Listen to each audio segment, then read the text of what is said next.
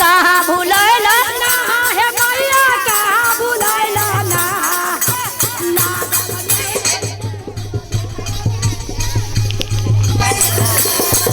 गला मेहदी के हो मैया भूलैलन बजजवा दुकान में मैया भुलैला मैया भूलैलन सेनुरिया दुकान में जहमा सेनुरा के हो बहार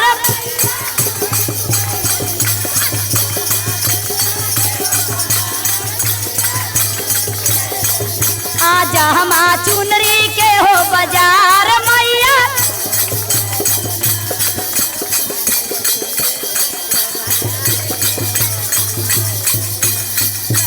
कहाँ भूलैला ना ए मैया कहाँ भूलैला ना कहाँ भूलैला लागल मेहुदी लागल मेहुदी के हो बाजार मैया भूलैलन सोनुरिया दुकान में मैया भूलैलन सोनरवाद गली में जहमा टिकवा के हो बाजार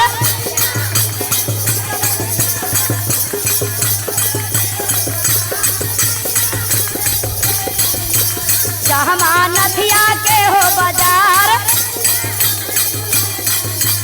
जहमा झुमका के हो बाजार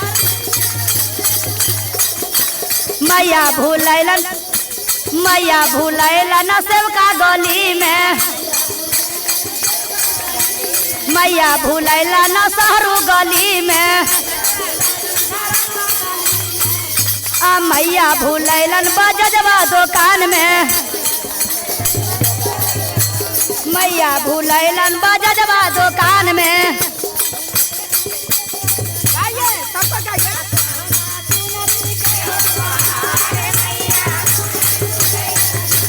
जहमा चुनरी के हो बहार मई कुए भूलैलन ना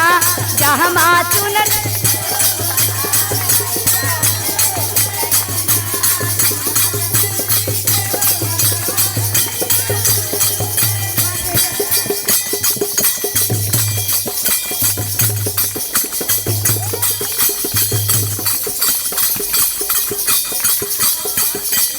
मैया भूलैलन शहरू गली में मैया भूलैलन सेवकन गली में सरकार के नमक कौन चाहिए जी सिद्धेश्वर साव में दान कर लगे सिद्धेश्वर साहु जी के पत्नी जी ने माँ के भजन सुनकर धनरुआ के रहने वाले हैं तो माँ के दरबार में खुशी होकर माँ के दरबार में दान किए हैं 1 रुपया थे। माँ की तरफ से इनको पूरा परिवार जय जयकार रहे भोले बाबा की तरफ से पूरा भरल भंडार रहे। प्रेम से बोले सच्चे दरबार की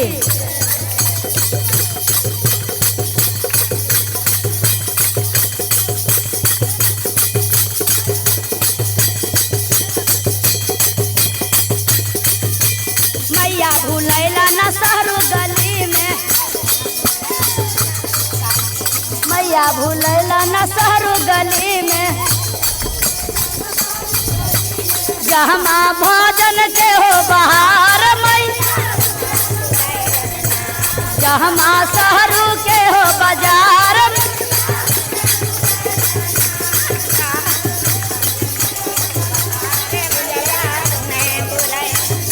अब उल्टा उल्टा करना ले ले हैं बता अच्छा भाई तनरुआ कह देला अच्छा भूलैलन धनरुआ गली में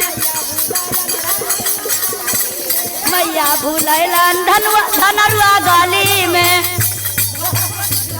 अरे मैया भुलाइला ना दल की गली में मैया भुलाइला ना मुनारी के गली में सजा हम आप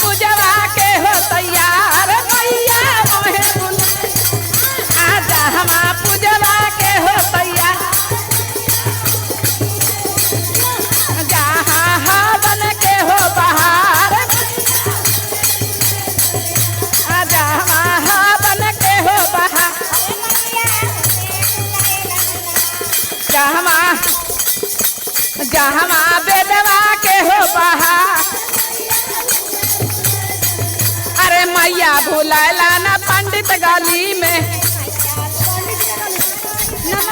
मैया भूल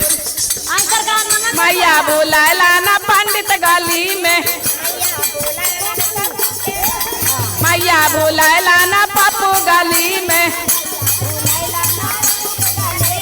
जहाँ बेदवा के हो बहार मैया मोहे भुला